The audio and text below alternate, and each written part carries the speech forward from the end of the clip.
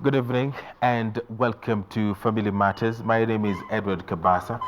This program comes to you every Sunday. Tonight, I am joined in studio by three guests, one gentleman and two ladies. Of course, all of them, they have their stories. And since we always talk about matters that affect families, Bernard and Teresa, as well as Jane Kuria, will be telling us their story. They are connected in a way, but on my extreme left is Bernard, and in the middle, Kuria and Teresa. Is it Beatrice or Teresa? Which one should we use?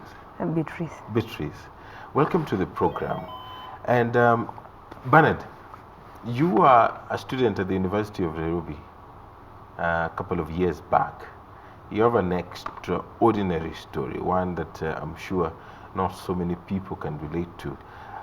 But to hear from the horse's mouth, what is it? Thanks, Kabasa, for the invite. And first of all, let me congratulate our athletes who broke the world record yesterday and today. Yes. As we've been told, I'm Bernard Ouma, and I'm an engineer by profession. At the same time, I do motivational speaking. Prior to that, I come from a very humble background. I went to school in Nakuru, then later on enrolled at the University of Nairobi back in the year 1998. So while still pursuing my studies, I got to engage myself with some criminals who lured me into keeping the firearms for them. And by that time, being a young man, I was so naive. I had that greed for quick cash. So eventually, I fell into their trap, and started keeping the firearms for them. After that, I was incarcerated in Kamiti prison, where I spent 6 years. Then came out in 2009. Fortunately, I got admission back to the institution and finished my degree. So I graduated in 2014 as an engineer. Wow. Keeping arms, which hostel were you in? I was in Mamlaka. Mamlaka B. Mamlaka has some history behind it. We're not going to get into that, but you joined a group of young men and women who are not doing things the way things are supposed to be done, criminal that is, and you were keeping arms in the hostel. What kind of arms are we talking about? AK-47, pistols? Assaulted. All right. Yeah. When I was arrested in 2003, when the cops came, by that time I was keeping the firearms for two gangs. Initially it was just one gang. Then along the way they split into two. So I was keeping for both groups. So when the police came, I had 8 guns in my room, 2 rifles and 6 pistols. Wow. And these gangs, were they students?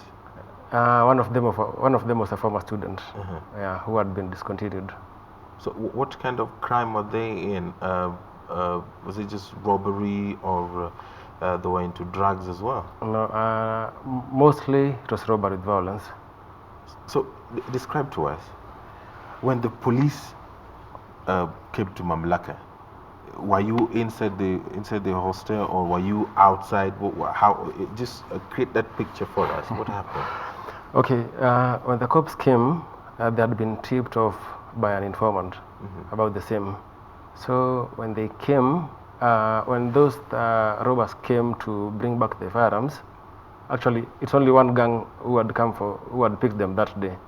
So when they came back to return them in my room, the police had laid an ambush along Mamlaka Road.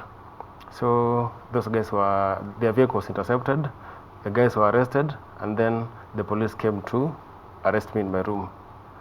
Instinctively, I'd just locked my room and I was leaving to go to a certain party in Parklands.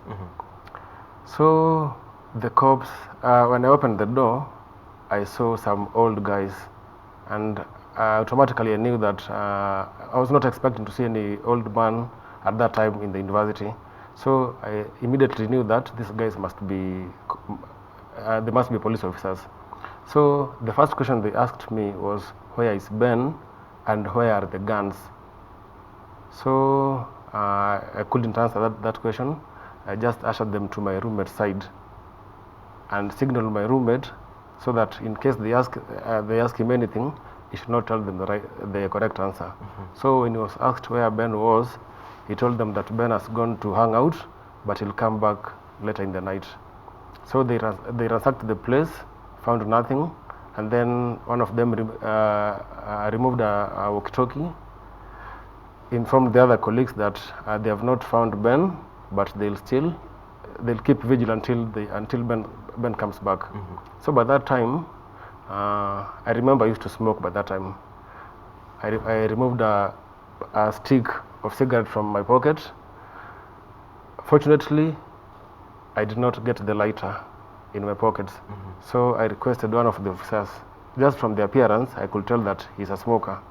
So I requested him for a lighter, of which he gave me. And when I lit mine, I gave him also a stick, then puffed my way out of the crowd. Because by that time, the students were also gathering, and I was worried that one of them could shout and ask me, Ben, what's not happening? And I didn't want anybody to know that I'm Ben. Wow. Yeah. And then at what point did they realize that you were Ben? Was it after They some hours? didn't realize by that time. After how long? How long did they take them to realize that it was Ben that they were speaking to? After they arrested me later on, Alright. a few weeks later. Wow. Yeah. And then you were sentenced to 6 years? 6 years. All right. Beatrice, Yes. what is your story? My story goes back to when I was 16 years, and I was in Form 2. But the school that I had been admitted to, that is Karima Girls, wasn't my school of choice. And so I felt like I wanted to move out. I tried talking to my parents about it, and they were just comfortable because I was just performing good and I was giving the results that they wanted. So at the back of my mind, I felt like, let me just do something that is going to get me out of this environment that I do not want to be in. So I just became unruly, and by the end of 2 terms, I had my 3 suspensions and an expulsion. And I got back home, and my parents were really not happy, because I was this kid of a girl who had been a good girl, a bright student who was like, I was a role model to even the girls in the village, because back in 2005, achieving a 400 mark wasn't me, in which I had a 406. So everybody around us had this instinct like, this is a girl, she's going to make it. So everybody was looking at me like a girl with a lot of potential. Back at the school that I went, I was like, I don't want to be here. So going back home, my parents were really frustrated, and my mom was really angry. And today I really understand what she really was going through, because the pressure around her was really high. So she would get angry at maybe my side, and I felt like, no, I'm feeling this is not the place that I want to be too. My home was something else, and I ran away. I went and stayed with my sister for some time, and for some reasons, she too was not so hospitable, because she was bitter the fact that my dad retired when I was in class 8, second term, and so my sister had just gotten herself a job. So her first salary is what paid my fee to be admitted in Form 1. So I felt like I should not even stay here. I ran out. Now I was in streets for some time, 3-4 days. Then a certain guy comes, and he knew me. He was a colleague to my sister. Comes and is like, Biti unafanya nini huku? Then I'm like, yeah, this is what I give him my story. And for the first time, I felt like I'm meeting the person who is really understanding what I'm going. I'm really going through a lot, and this person seems to be understanding what is really happening to me. And he was so hospitable because he took me in his house, bought me some clothes for change, and I started staying there with him. I would cook for him, and that's how I became his wife. Yes, that's how I just became the wife to this guy. So after some time, we now lived a normal marriage life with him. We would go hang out together. He would just convince me to do this and do that. Like, he convinced me to just like, why can't you just go get yourself an ID? I want to open a bank account for you. And at 16, No, I was like, where do I go? You're 16 and he wants you to get an ID. Yes. And in Kenya, you only get an ID when you're 18 years and above. Back then there was not this. There are tough things like bring your birth certificate. So I just went back home, stole my dad's ID. I did a photocopy and then returned his ID. And I went to Naivasha. We downloaded a school's living certificate. We took it to another primary school there. It was stamped that now I'm there. I had already done my KCP there, and that is the document that I used to get my ID. Wow. And I was 16, but now I'm 18. Now the government recognizes me as an 18-year-old person. Yes. So then I go and he gets me a bank account, and I used it for savings. So he used to work with the Kuria bank, the current CDN bank, and the life was not that bad. And in the process, I got paged. I became pregnant, and life now changed. The guy that was so good started showing me some sense of another side of him I had not seen. But I had no choice. I can't go back home because, like, why do I go home and tell my mom I'm expectant? How do I go to my sister and tell her that I'm expectant? So I was in a dilemma. And he moved from Embu to Nairobi, and we moved together. So back then I was around now 6 months pregnant, and we came here, we settled, everything was good. I continued with my antenatal until a day, that was somewhere in May 2008. I was just a few days to delivery. So this guy goes out, he hangs out with friends, and he attended a nephew's birthday party, and I was back home, lonely and unwell. So this guy comes, we would communicate over the phone, and there was some money I received, and he asked for it. I sent it to him, and there was a communication all along the day, and I would tell him nimeenda Umoja Hospital, and it has been confirmed it's this, but he wasn't there, but we were in communication. So later in the night he comes. I did not cook. That's a grievous mistake I did. I did not cook for him that day because I was unwell. So the guy comes back home, and where is the food? I don't have food. Why? I was unwell. I didn't have the strength even to cook. So the guy looks at me like this, and we start fighting. Just like that. He doesn't care that you're carrying his child. But then I was now so tired. I'm just a few weeks to have my baby. Then we start fighting, and one thing led to another, and all I can remember is that we fought, and he was injured, and he was taken. I was calling for help. I was also bleeding. There's a mark I have over here. It is a stamp. So did you hit him? Yes, I did. Where exactly? Around the neck. With what? With a knife. Yeah, Okay. because there are several stabs here, and part of my ribs got several scratches, and so we're fighting in this commotion, and he gets injured around this place. So I started calling out for help, and the first person who responded was a caretaker, then the watchman, and I ran out to go and call a sister who was not living far off from where we were. So now there's a commotion all over. So the sister comes, and the brother is really bleeding, and into I'm bleeding. So they took the brother to the hospital, and when I was moving out, policemen came in. I was taken in by the Buruburu policemen. They took me, booked me, and then took me to Makadara Health Center. I was administered first aid, and then I was taken back to the police station. So after 3 days, I informed my brother of what was happening, and he was really supportive. He would come and just let everything be known to me. He would follow up on the guy. How is he faring? How is he doing it? And on the third day, remember, he came and he told me, you know what? The guy was Ben. Ben is normal. To me, that one was like, what? Okay, it was a shock to me, but I had not had the magnitude of the charges ahead of me, because the charges now changed from assault to murder charges. So I did not even know what was really happening. I was so naive about the law, the court, and their proceedings, as well as even I did not know what happens there out. I was just surrounding myself with the teenage girls that were just around me. So everything was like, it was a shock until the day I went to the court and murder charges were read upon me, and they say it is punishable by death. Then after that, still in my confusion, I just get back to the cells, and now there's a debate. Where should she go? Should she be remanded with the juvenile, or should she just go to Langata? Then they argue, how can she go to the juvenile and she's heavily pregnant? So that's how I ended up in Langata Women's Prison as a capital remandee, where after almost 3 weeks, I had my labor. It was taken to Kenyatta National Hospital and delivered my baby boy. Yeah. Wow. And at what point were you taken to court for hearing now?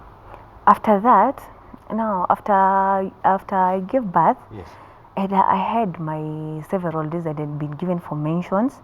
Then I went back for the hearing, of which didn't take place. Murder cases normally up to date, they drag a lot. They can even you can have a case today, mentioned today, and the next hearing date you're given is 4 to 6 months. So how was it concluded? After I went there, the hearings and everything, I went for my judgment, and I was set free. And so your lawyer managed to argue your case and convince the court that you are not in the wrong. Yes, I would say he did, but at the end of the day, I say that it was God who gave me another chance. All right. Yeah, because like during the judgment, the judge could say like, fine, the deceased deserved no such cruel death, of which he didn't deserve. Nobody deserves such a death. But at the end of the day, I had no malice aforethought. Something on your saying. It's okay. It keeps coming back. All right. So you were set free. Bernard went to jail for 6 years, and he got out and went back to school. Yet you run a foundation that deals with such matters. Yes. Young or old, having spent time in prison, when they come out, they have somewhere to start. Tell us briefly about your foundation and why you saw it necessary to engage in such kind of program. Okay, my name is Jane. I'm the CEO of the foundation. It's called Faraja. Faraja means consolation, encouragement. This was founded by a Catholic priest called Father Peter, who turns 90 this year. And he felt a strong need to help people in prison. But that was not what he chose initially. But he went to Langata prison one time to look for refugees. And the status was really bad at that point because it was closed. Prisons are now very open because you have the reform agenda. By that time, it was really closed. And so he decided, this is my desire to help people in prison and out of prison. So we meet people in the prisons to be able to help them when they are out, so that you can know the story of what is going on. Prison is not for criminals like most of us would imagine. Like you've heard the stories. It's a family issue, it's a poverty issue. So we understand what is going on.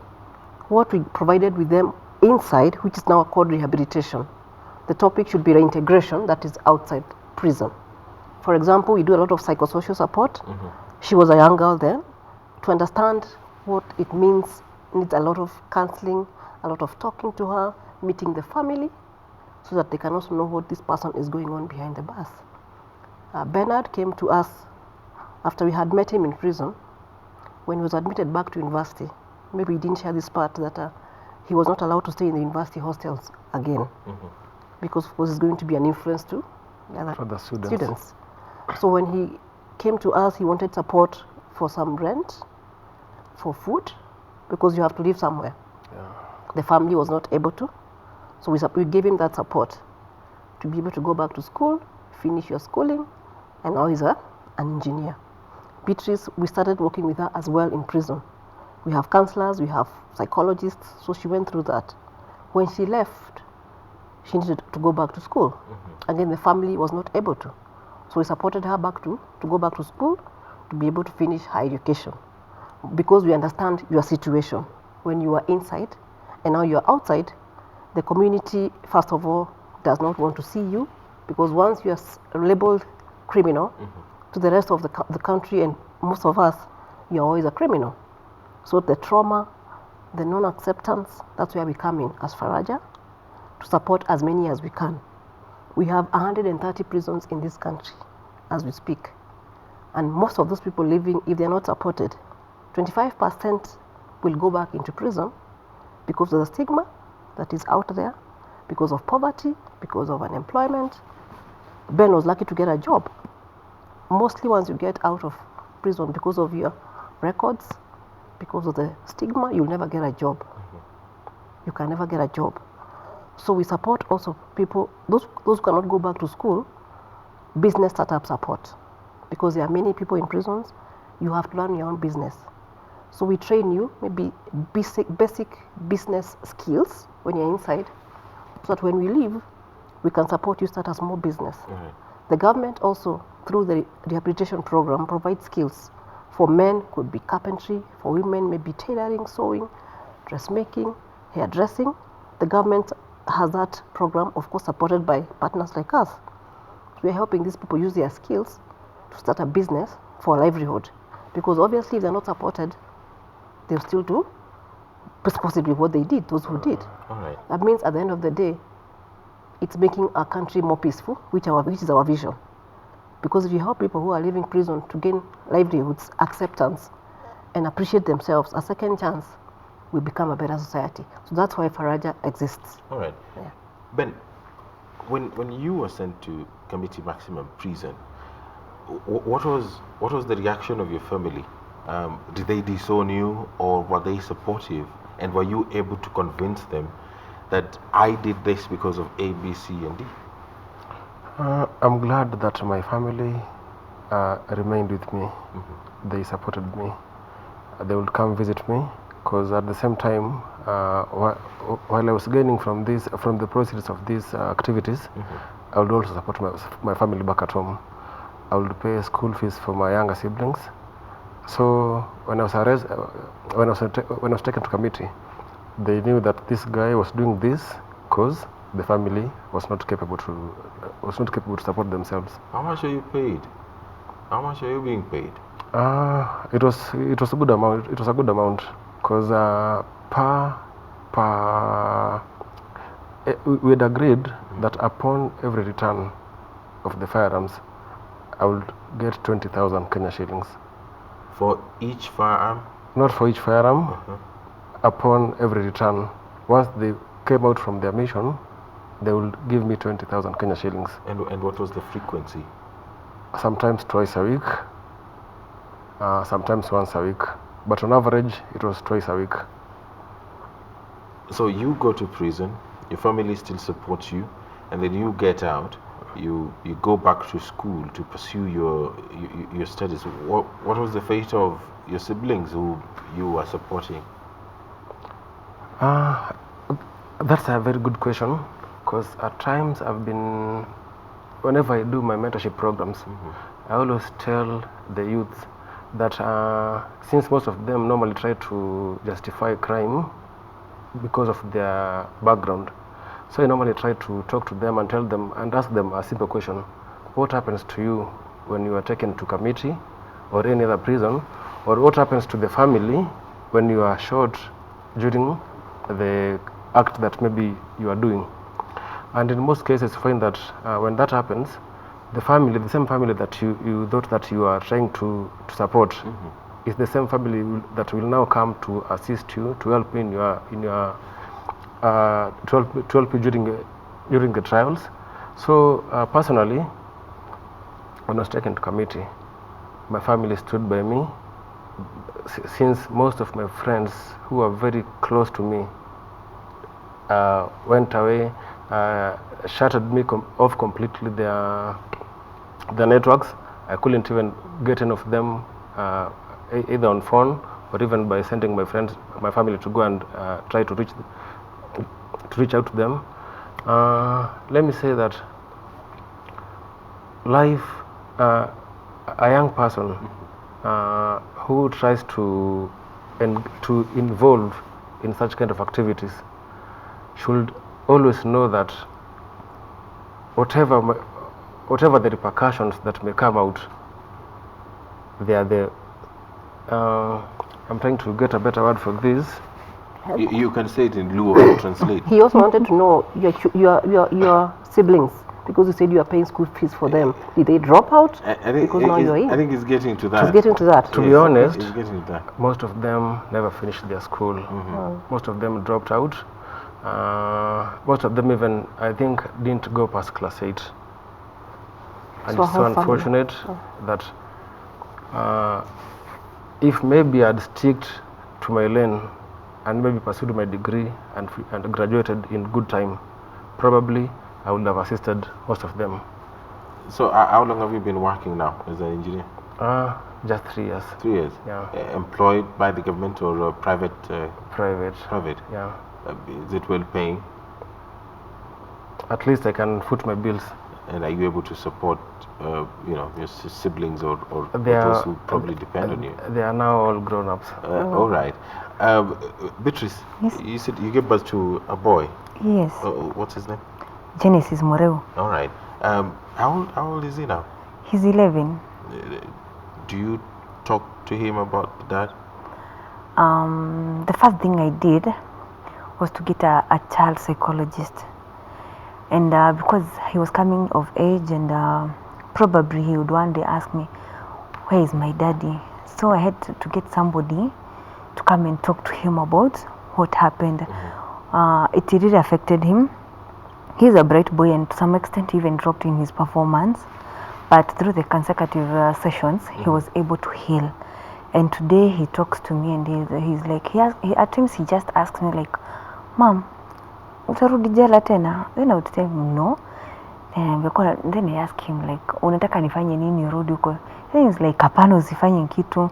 But to me those questions are really, okay, they are nerve cracking, they're not the best. But to me, I view it positively that he's healing. He has come to the age of accepting who really he is. And it would be better for him to have learned it from myself and another person, rather than hearing it like right now from the media, or maybe reading it somewhere else, or maybe just friends there. I don't know. People would always tell him like, oh, usicheze na mimi, unajua ulizaliwa jela. It would have hurt him. But today I believe he's in a better position to cope with that. Yeah. And do you talk to him about, the kind of a man he's supposed to be when he grows up, or it is a decision that you let him make on his own? At times I do sit him down and we have one-on-one talk. His ambitions is to become a pilot, and when I encourage him, and he's so focused on being a pilot to the fact that he tells me that he's going to work hard. He's not in class 6, and he tells me that I want to work hard so that I'll earn myself a chance at Mango High School, because I know they do aviation there. So he has already done his background check and knows which school that they do aviation, and I support him. I tell him, do your best, and me as your mom, I'm going to do my best to ensure that you become the best man that you're going to do. Just outdo yourself, be yourself, follow your dreams. All right. Yeah. Then one of the things that I don't want to call them ex-convicts, but one of the challenges that these people face is stigma. Yep. The fact that you have spent time, probably 10 years or even 20 or even 1 year, the tag always remains. Yep. And sometimes the society does not want to let you breathe, they don't want to let you in. That trust is broken. Yep. How do you do it as someone who is trying to seek a second chance, someone who has reformed, and you want to be accepted? Should you force yourself onto the society, or should you let the society come to you after seeing that this is someone who has really reformed? That's a very good question. But like I said before, to most Kenyans and globally, people think people don't reform. So what we do, we try and bring people to the prison even before they are discharged. So what Faraja does, 3 months before discharge of people in prison, we hold through the government what is called discharge boards. These discharge boards, you invite media or friends, people who are about to leave are talked to, so they can start. They have been prepared by counselors. There's a lot of counseling that goes on prepare you that you're about to leave, because everybody has their earliest date of release. So you're prepared. When we bring people, including your family, these days, because the prisons are very open, there are family days, but there are cases where you can know the family is not ready to accept this person at all. So we do mediation, reconciliation. You invite the family to the prison for that particular person. You have talked to them. They sit together. You make sure that they have talked, forgiven each other. Sometimes even the victims are brought in to prepare the ground. So that this person, when they are leaving, the people are ready. There is forgiveness that has happened. Not all cases are successful, of course, but we have had very successful stories. Just recently, there's a family of 4 that was integrated through Faraja and the government. This family, there was a murder. It's in Coast. There was so much hostility that they were told, if you come back, we shall kill you. But a lot of intervention was done. The family was brought, the victim was brought on board. A lot of talking was done, and there was a big ceremony when they left prison, because now it was like they accepted. We have gone back because we want to help this family to now do something. They have done carpentry. We want to buy tools for them, because once you engage yourself, then you have some sort of livelihood. We are talking to the people that if these people have beds that they're making, please buy from them, so that they can also feel part of the family. So it's a process. It's a very long process, which takes a lot of time, a lot of finances, of course, but it's getting better because now the prisons are very open. The government, the public now knows that people change, give people a second chance. And what I say mostly is that prisons is like a hospital. Anyone can find themselves there. Yes. If you listen to cases that people are inside, you're like, wow, I could have been that person.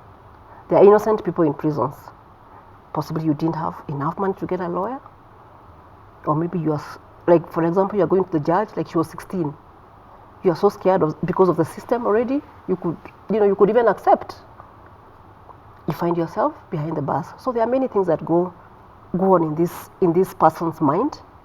But a lot of counseling, a lot of psychosocial support, listening to them has made the work become easier. All right. But now the challenge we have is because we have young people in prisons. When she was 16, there was no facility for girls. Now we have a facility for girls, which is in Kamiti. It's called Kamai Girls. That's girls who are below 18 and have found themselves in conflict with the law. We don't say in crime, because they're in conflict, are put there. We have 1 for girls, we have 2 for boys. That's under the prisons department. We also have the probation department, which also has hostels, which kids have gone through some conflicts. We have the children's department, which has over 20 institutions. Kids have gone through conflict, they have gone to court, and they're in these institutions. So you have so many young people within these institutions. They're serving sort of like a term. What we have done, because we want to know these children, what can be done to help them? You visit their families, poverty. This child at 10, wewe ni mwanaume, enda ukajitafutie. So these kids have found themselves in the streets. They have picked your phone, not because they are criminals, but because survival.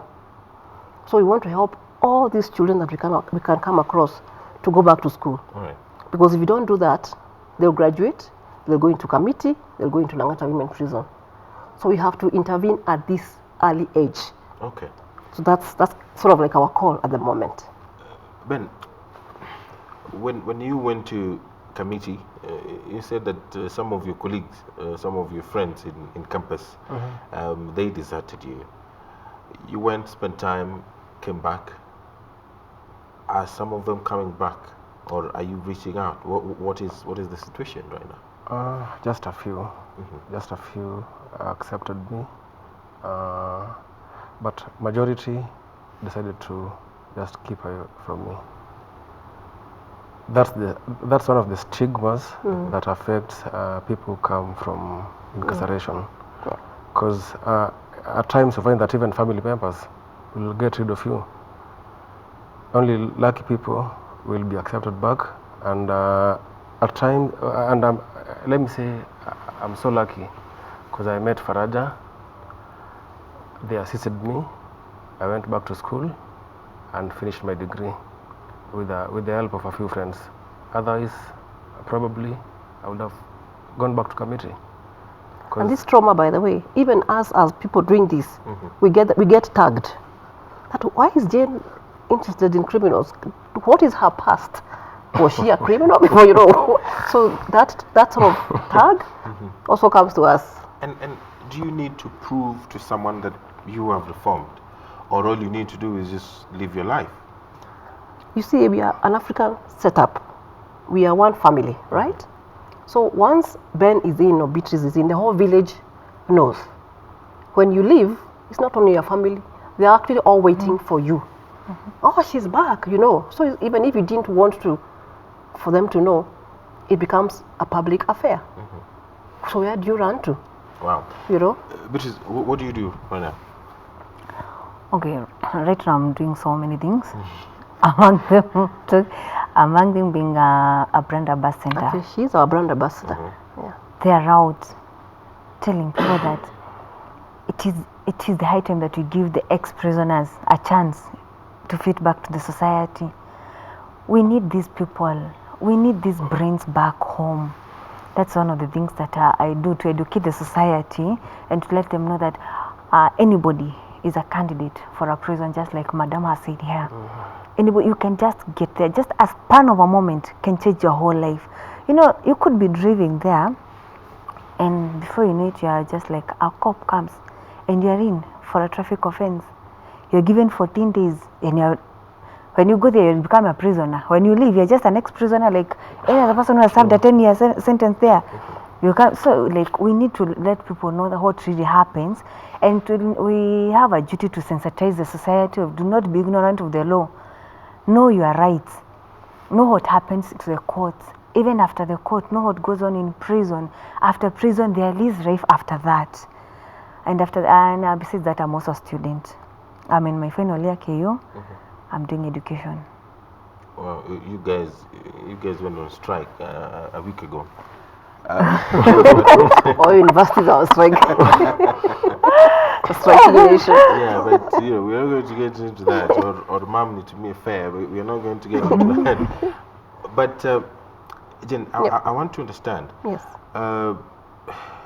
What needs to happen, especially to young people, to tell them that it is good that you stay out of trouble, but should you find yourself in trouble, then that is not the end of life. Yes. How do we communicate this? For us, we have used their services because having that experience, we will take Beatrice or Bernard to where we are working with children, the institutions, or even in schools. Because once they hear their stories, of course they are scared. That is to prevent. But there are those who are already in to some extent. But now what made them go in is not as a serious offense, to the survival offense.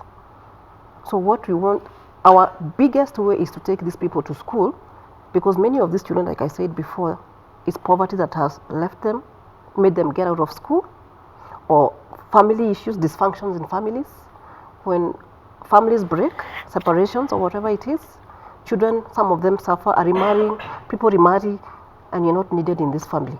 So these children find themselves on the streets. Some of them actually, I said, they're in need of care and protection. So they're not criminals, but they'll find themselves in that situation. So what we do to ask for these children is, first of all, tell them you can be what you want to be. Examples of them would make them keep away, but the most important thing that we can do as a society, as a family, is take care of our children, because children have been left on their own to a very great extent. And I keep saying, we are all, even us when we were children, somebody guided us, somebody took us to school, we got guidance, we got counseling. But if we leave children by themselves, as even parents or as a society, what do we expect children to do? Because they are growing up, they'll get themselves into crime. Then they'll feel like, you know, if I can get this, if I can get somebody's phone to be a better person. But you give them education, empower them, so that they can be able to take care of themselves. Because I keep saying children, by all means, should be guided, should be taken care of. But that is what is missing. The fabric in our society is really broken. So we need to go back and find out and just look at ourselves and see what we can do to make children be in school. All right. Because that's the business of children, to be in school. Yeah. Okay. Yeah. Ben, are you married? Yeah, I'm married With children? with a kid, One, a boy or a girl? a girl. How old? She's 6 years. 6 years. Yeah. All right. That's she's starting school. She's But in what grade kind of a 1. future? What kind of a future do you want for her? A bright future, of course. Yeah. Of course, that's what almost all. That's what parents want. Don't That's want what to we be- all want. If you compare the life that you lived when you were a kid and what you want for her, what sort of mechanisms are you putting in place to ensure that the struggles that the struggles that you went through are not the same struggles that she's going to experience as well? I'm trying my best, as in, I'm trying to make a foundation for her, so that even if I'll not be there, life will not be that tough for her. Because my parent was a peasant farmer. At the same time, he was doing some small tailoring jobs, and he was a polygamous man.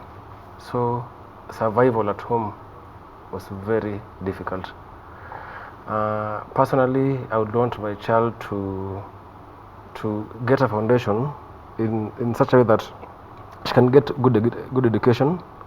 She can get some savings at least, even if I will not be there anymore, so that she can live the best life she can.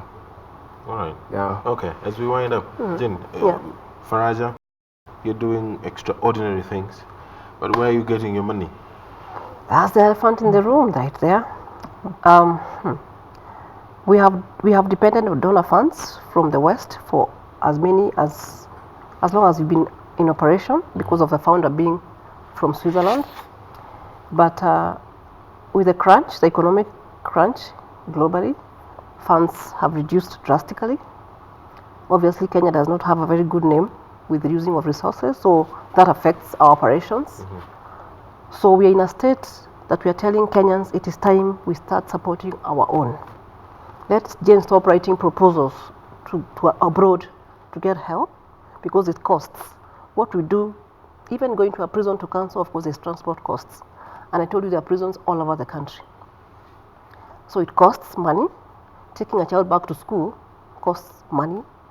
Mentoring this child, psychosocial support, like she said, even having these children just be able to get back to their normal lives. And there are those born in prison, there are those we take care of. We even have daycares in the prisons, like Langata Women Prison. We have a daycare for the children that are in prison with their mothers. So everything costs.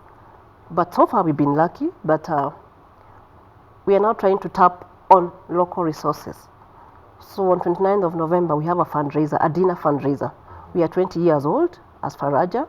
Our founder is 90 years old. Of course, he's old. He can't look for resources anymore. And so we want Kenyans to come up. This is their dinner.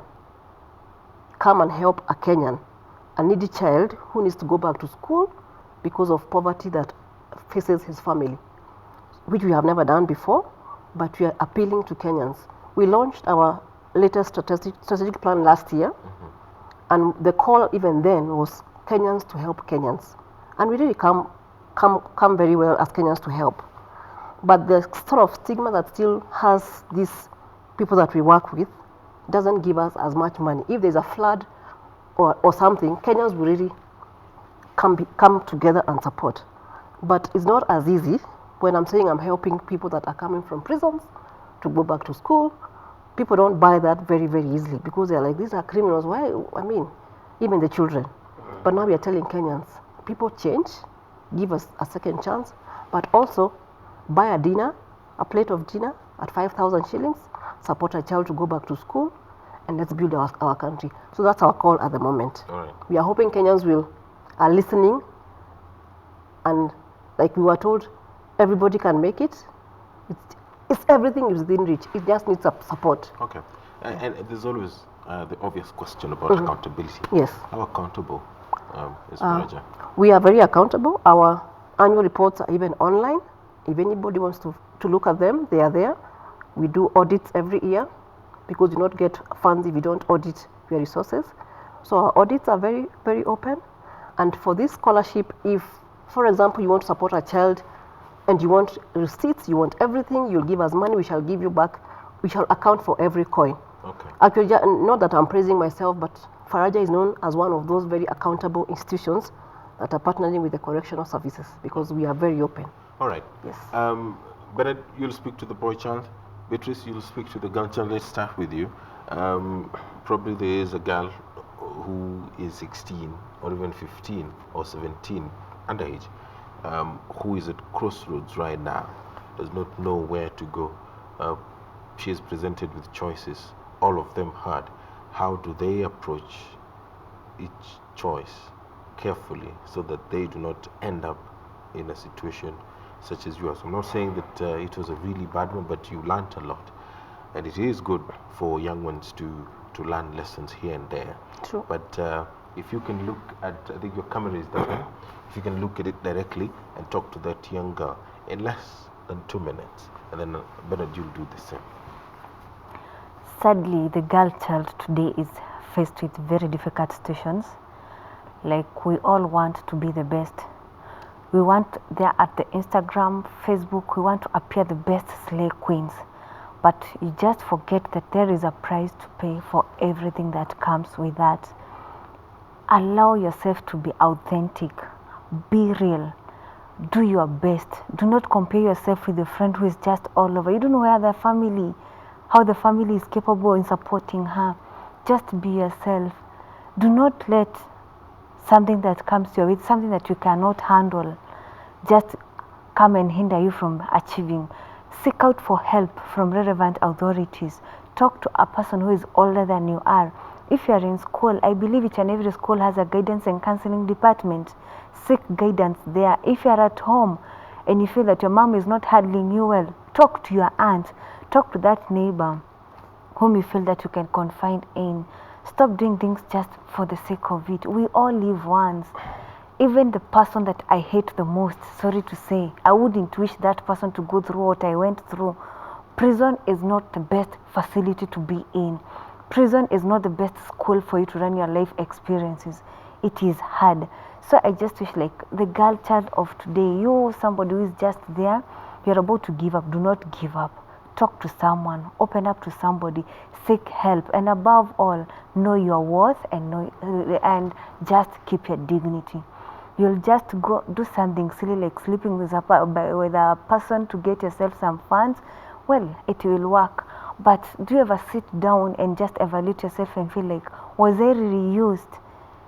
Did I do the right thing? Always just have a self-inventory before you do anything. If you feel that you're so angry and you're just like you're losing it, calm down, just take a deep breath and just maybe a count of 1, 2, 3, and it is going to change your mind. Do not act at the heat of the moment. It will cost you a lot. All right. Thank you. Bennett, to those young men who argue that prison near Wanaume, in less than 2 minutes, your camera is this one, number 5. I lost 11 good years, 6 in prison, 3 while trying to push the administration to readmit me back, and 2 years again that I spent before I got my degree. Those guys who were with me when I joined first year are very far. I cannot compare myself with them at the moment. Even though I believe that God has a plan for everyone, I believe that my time will come. So the only advice that I would give to the young men in the society, those young men in school, don't be affected by the peer pressure. Just accept your limitations. Even if you come from a very humble background, just know that there is time for everything. Do not be in competition with anyone. Just focus on your life. If you're in school, focus on what took you to that institution, and eventually you will achieve your dreams and your goals. All right. Yeah. And then finally, Jane, Faraja, website, Yes. phone numbers, Facebook, Okay. and Twitter. How can we find Faraja? First of all, on the website, www.farajafoundation.or.ke, you'll get all the information about Faraja. Our contacts are everything is on the website page. Even what we are trying to do with the fundraiser is on the website page. And we are asking Kenyans to join us to make this country a better place for all of us, a peaceful country for all of us. All right. Yeah. Bernard, Jane, Beatrice, thank you very much for coming to the program. That does it for us for Family Matters this week. And thank you very much. My name is Edward Kabasa. On behalf of the team here, including my sign language interpreter, Lucy Mora, have yourself a very prosperous week ahead. Good night.